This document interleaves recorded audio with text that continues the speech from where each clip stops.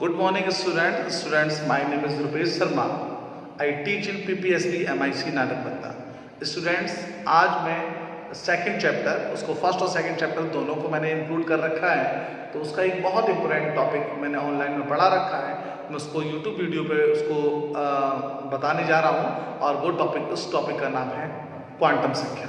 तो सबसे पहले आज जिन लोगों को क्वांटम संख्या नहीं समझ में आई, वो क्वांटम संख्या के बारे में ध्यान दें और उसको नोट्स बनाएं, उसकी नोट जरूर बनाएं. देखिए क्वांटम संख्या क्या होती है. देखिए जिन संख्याओं के द्वारा, मतलब जिन संख्याओं के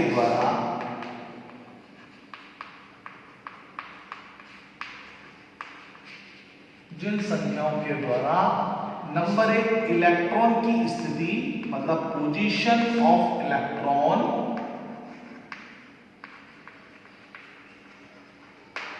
की स्थिति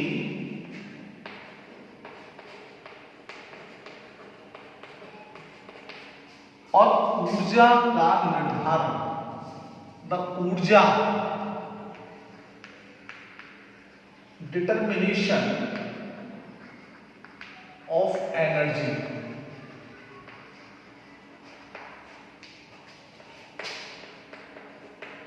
ऊर्जा का निर्धारण किया जाता है, उन संख्याओं को क्वांटम संख्याएं कहते हैं. तो कोई भी आपसे पूछता है कि क्वांटम संख्याएं क्या हैं, तो आप बोलेंगे क्वांटम संख्याएं वे संख्याएं होती हैं जिनके द्वारा इलेक्ट्रॉन की स्थिति यानी पोजीशन ऑफ इलेक्ट्रॉन और ऊर्जा का निर्धारण किया जाता है, डिटर्मिनेशन ऑफ एनर्जी का निर्धारण किया जाता है, उसको हम क्वांटम संख्याएं कहते हैं. अब क्वांटम संख्याएं कितने प्रकार की होती है? 4.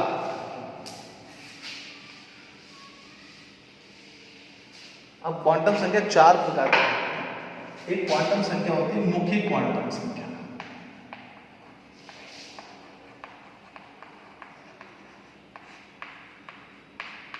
दूसरी होती है द्विवंशी क्वांटम संख्या,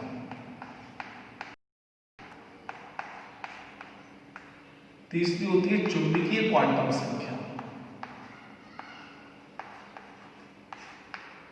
और चौथी होती है चक्रण क्वांटम संख्या. तो स्टूडेंट्स यहां पर अभी मैंने क्वांटम संख्या बताया है. क्वांटम संख्या क्या होती है?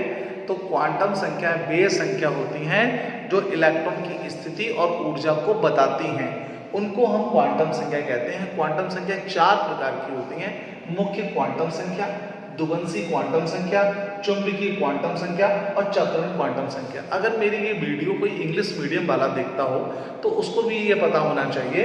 आप भी अपना ध्यान रखें. मुख्य क्वांटम संख्या को बोलते हैं प्रिंसिपल क्वांटम नंबर, इसको बोलते हैं एजीमुथल क्वांटम नंबर, इसको बोलते हैं मैग्नेटिक क्वांटम नंबर, इसको बोलते हैं स्पिन क्वांटम नंबर्स. तो चारों क्वांटम संख्याओं के बारे में हमें जानकारी मिल गई, लेकिन इसकी डीपली जानकारी, ये तो पता है कि 4 क्वांटम संख्या होती है, लेकिन चारों क्वांटम संख्या में क्या क्या होता है ये जानकारी अलग अलग करके मैं बताता हूं और ध्यान से सुनें. सबसे पहले बात करते हैं मुख्य क्वांटम संख्या.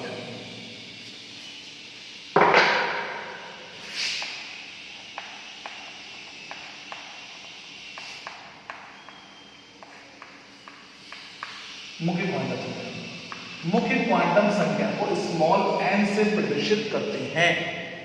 सबसे पहली बात, मुख्य क्वांटम संख्या को स्मॉल n से प्रदर्शित करते हैं अगर किसी भी परमाणु में मध्य में नाभिक है और नाभिक के चारों तरफ कक्षाएं हैं, तो कक्षाओं में अगर कभी भी कोई इलेक्ट्रॉन बैठता है तो वो n होता है. अगर कोई कहे कि इलेक्ट्रॉन दूसरी कक्षा में है, कोई कहे इलेक्ट्रॉन चौथी कक्षा में है, तो अगर n बराबर 2 है तो इलेक्ट्रॉन यहाँ पर है, मतलब इस वाली कक्षा में है, और n बराबर 4 है तो इलेक्ट्रॉन इस कक्षा में है. तो n का मान जितना कम होगा इलेक्ट्रॉन नाभिक के उतने ही पास होगा, और n का मान जितना ज्यादा होगा इलेक्ट्रॉन नाभिक से उतने ही दूर होगा. तो मुख्य क्वांटम संख्या जो बताती है वो मुख्य ऊर्जा स्तर बताती है. मुख्य ऊर्जा मतलब कोषों की संख्या बताती है, मतलब वो कहाँ पर स्थित है, पोजीशन ऑफ इलेक्ट्रॉन बताती है. इसको n से प्रदर्शित करते हैं और इसकी जो मान होते हैं वो 0 को छोड़कर कोई भी पूर्णांक संख्या हो सकती है, 1 2 3 4 डैश. फिर से समझे से मुख्य क्वांटम संख्या को स्मॉल n से प्रदर्शित करते हैं। ये क्वांटम संख्या जो होती है मुख्य ऊर्जा स्तर यानी इलेक्ट्रॉन की स्थिति को बताती है।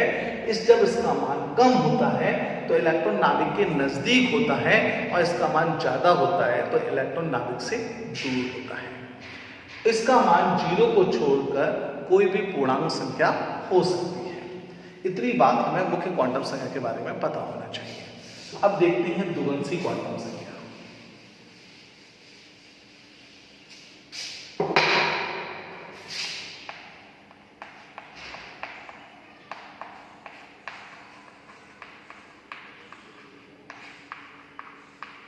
द्विवंशी क्वांटम संख्या, इस क्वांटम संख्या को स्मॉल l से प्रदर्शित करते हैं। इस क्वांटम संख्या को स्मॉल l से प्रदर्शित करते हैं और इस क्वांटम संख्या के मान मुख्य क्वांटम संख्या पर निर्भर करते हैं। मुख्य क्वांटम संख्या पर निर्भर करते हैं। जैसे अगर n बराबर, एग्जाम्पल देख रहे हैं, यदि n बराबर 2 होगा तब l का मान क्या होगा। यदि n बराबर 4 होगा तब l का मान क्या होगा। तो इसका मतलब n दे रहा है तो l निकाल लेंगे, n दे रहा है तो l, इसका मतलब l की वैल्यू जो तभी निकालेंगे जब n की वैल्यू पता होगी। तो इसीलिए the value of azimuthal quantum numbers depend on the principal quantum number. तो द्विवंशी क्वांटम संख्या के मान होते हैं वो मुख्य क्वांटम संख्या पर निर्भर करते हैं। जैसे अब हमें किस फार्मूले से निकालेंगे, हम फार्मूला होता है l बराबर 0 से n-1 तक, ये मेन फार्मूला होता है। अब यहाँ पे लिखेंगे 0 से n-1 का मतलब 2, 2 माइनस 1 तक, और 2 माइनस 1 का मतलब होता है 0 से 1 तक, और 0 से 1 का मतलब क्या होगा 0 और 1। ये दो मान l के मान में निकलते हैं। अगर हम n बराबर 4 दें तो l का मान, तो फार्मूला l बराबर 0 से n-1 तक, तो कितना है 0 से 4-1 तक, तो 0 से 3 तक, और 0 1 2 और 3, इस तरीके से इसके 4 मान निकाल सकते हैं। तो स्टूडेंट्स आप इतनी बात को ध्यान समझें। अभी इसकी जो अगली वीडियो बनेगी उस वीडियो में आपको मुख्य क्वांटम संख्या और चक्रण क्वांटम संख्या और क्वांटम संख्या कैसे निकालते हैं उसके बारे में बताना चाहूँगा। लेकिन यहाँ पर एक छोटी सी बात और बता दूं कि जब n दे रहा होगा तब l के मान निकालेंगे, और जब s p d f दे रहा होगा तब l के मान कभी नहीं निकालेंगे, डायरेक्ट लिखेंगे s के लिए 0, t के लिए 1, d के लिए 2, f के लिए 3। तो इतनी बात मैंने आपको समझाई, आप इसको ध्यान रखें, इनके नोट्स बनाएं और अच्छी तरह से नोट्स बनाकर इनको पढ़ें। Thank you, that's all.